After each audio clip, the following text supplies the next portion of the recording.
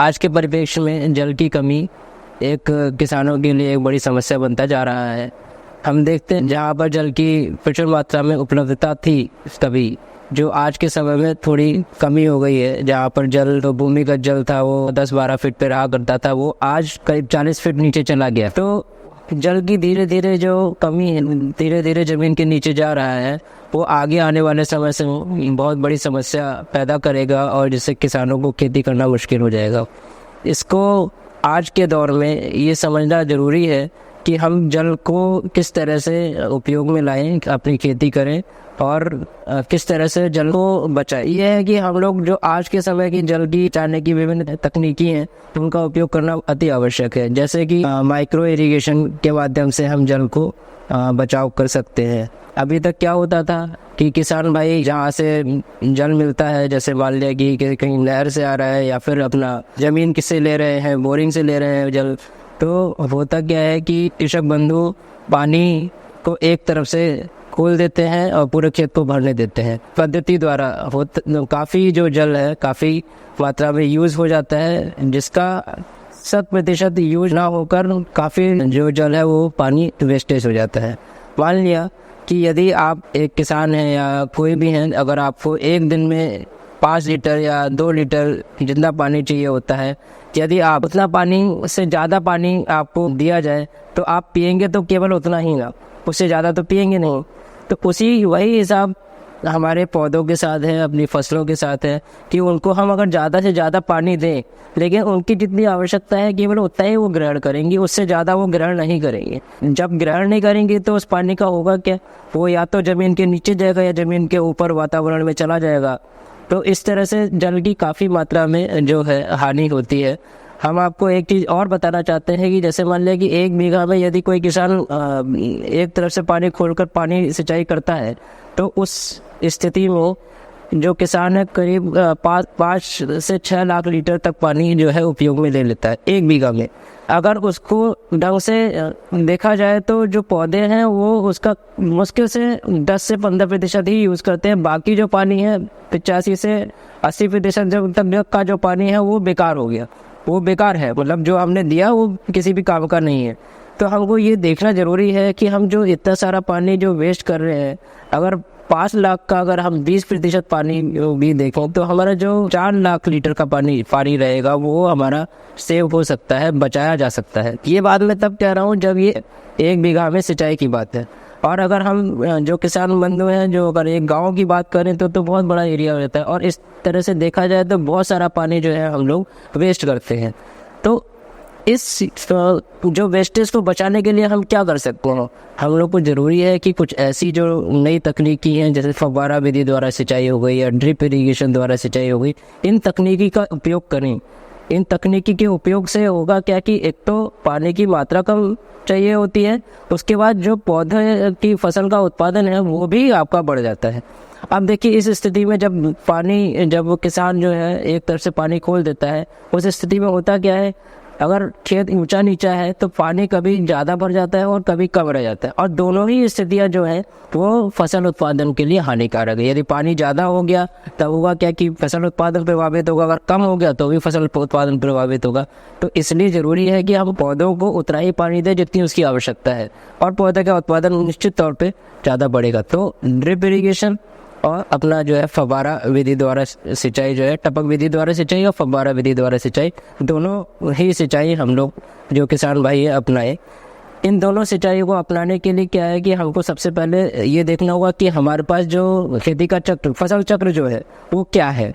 जैसे मान लिया कि कुछ किसान धान और गेहूँ की फसल लेते हैं, कुछ लोग किसान जो मक्का गेहूँ या सरसों इस टाइप की फसलें लेते हैं, जो धान को नहीं लेते हैं।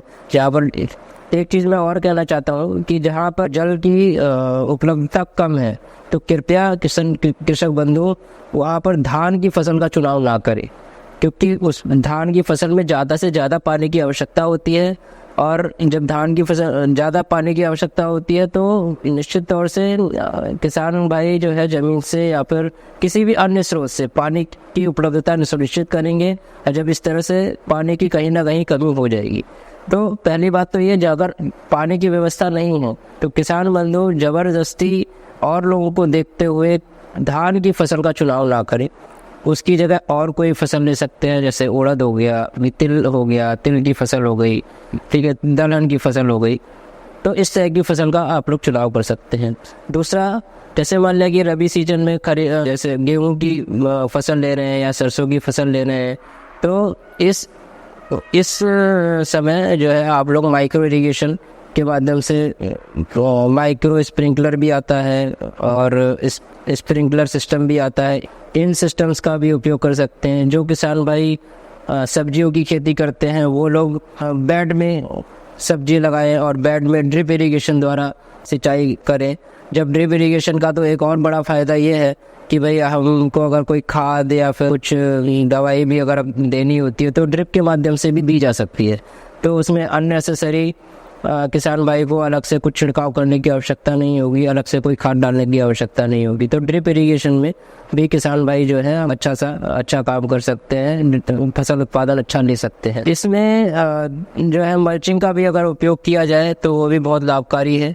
अगर ड्रिप के साथ मल्चिंग का उपयोग कर दिया जाए सब्जी की खेती में स्पेशली, तो फसल उत्पादन को एक उत्प्रेरक का काम करता है। तो जहाँ पर मान लिया कि 100 कुंटल हो रहा है वहाँ पर 120 कुंटल होना प्रारंभ हो जाएगा। बातें हैं इस पर खर्चा क्या आता है। सरकार की तरफ से अपने उत्तर प्रदेश में काफ़ी स्कीम चल रही है, माइक्रो इरिगेशन पे भी, ड्रिप इरिगेशन पे भी 90% तक आप लोगों को अनुदान मिलेगा। मान लिया कि आप स्प्रिंकलर इरिगेशन आप लगा रहे हैं तो उसमें मेरे ख्याल से 40,000 रुपये तक खर्चा आता है। 40,000 रुपये 1 एकड़ में, तो 1 एकड़ में 40,000 रुपये का जो खर्चा आता है उसका केवल आपको 10% यानी 4,000 रुपये ही आपको देना है। बाकी सारा पाइप और स्प्रिंकलर सिस्टम आपको मिल जाएगा। उसमें एक बार आपको लगाना है, फसल के प्रारंभ होने से पहले एक बार लगा देना है। जब आपका खेत तैयार हो जाता है, खेत तैयार होने के बाद आपने बीज उसमें छिड़क दिया, बीज छिड़कने के बाद आप सिंचाई के लिए एक बार उसको सिस्टम सेट कर लीजिए। तो उसके पश्चात जब फसल कटाई होती है तभी उस सिस्टम को हटाया जाता है। फिर 1 टाइम आपका थोड़ा सा लेबर लगता है, उसके बाद आपको रोल करके उसको हटा सकते हैं। आप पाइप 20-20 फीट के पाइप आते हैं, उन पाइप को इकट्ठा करके एक किनारे रखा जा सकता है और अपने फसल को काटा जा सकता है। अब ये इसमें भी कोई ऐसा नहीं कि अलग से लेबर लगानी पड़ती है। जैसे मान लिया कि अगर आप किसान भाई स्प्रिंकलर इरिगेशन नहीं लगाते हैं तो उस स्थिति में अगर वो सीधा पानी खोल देते हैं अपने खेतों में, तो उसमें भी हमको चैनल को बार बार जिस नाली के माध्यम से पानी आता है उस नाली को भी बार बार मेंटेन करना पड़ता है, तो उसमें भी लेबर खर्च होती है। तो कुल मिला के हमारा कहने का मतलब ये है कि जो किसान भाई स्प्रिंकलर सिस्टम लगा रहे हैं उनको फसल लगाने से पहले एक बार उसको लगाना है। उसके पश्चात आपकी जो सिंचाई होगी वो बस आपको केवल एक बटन दबाना है या इंजन चलाना है, बाकी सिंचाई अपने आप स्वतः हो जाएगी। कहीं आपको ये नहीं देखना है कि कहीं पानी ज़्यादा बढ़ रहा है या कहीं कम बढ़ रहा है। तो ये जो किसान भाई के लिए लगता है कि ये बहुत टिपिकल सिस्टम है या बहुत ही कठिन सिस्टम है, वो एक बार सिस्टम को लगा के देखिए। जो कंपनी वाले लोग होंगे जिनके माध्यम से ये लगाया जा रहा है या उद्यान विभाग के जो लोग होंगे उनके माध्यम से वो जानकारी प्राप्त करके वो किस तरह से हम इसको लगाते हैं वो लगाया जा सकता है। तो आपका मात्र 4,000 रुपये में आपके 1 एकड़ का काम हो जाएगा। दूसरा, जो लोग फसल जो सब्जी की खेती कर रहे हैं, सब्जी की खेती में तो ये जो ड्रिप इरिगेशन का सिस्टम लगाया जाता है उसमें थोड़ा खर्चा ज़्यादा आता है, लेकिन उसमें भी 90% तक अनुदान है। जैसे मान लिया 1 एकड़ में 1,20,000 रुपये तक का खर्चा आ जाता है। अगर सारा सिस्टम उसमें लगाया जाए तो 1,20,000 में से केवल आपको 10% यानी 12,000 रुपये आपको देना है। बाकी सारा खर्चा उद्यान विभाग के माध्यम से माफ़ हो जाता है या अनुदान के रूप में आपको मिल जाएगा। ठीक है, अनुदान मिल जाता है उसमें, तो आपको मात्र 12,000 रुपये देने हैं और आपके जो सब्जी की खेती है उसका उत्पादन उसमें ड्रिप इरिगेशन लग जाएगा और बहुत बढ़िया से उसका सिस्टम को चलाया जा सकता है। यदि आपको और अन्य जानकारी चाहिए तो फिर आप मेरे से संपर्क कर सकते हैं। मैं इंजीनियर रमेश चंद्र मौर्य कृषि विज्ञान केंद्र धौरा उन्नाव से बात कर रहा हूँ। धन्यवाद।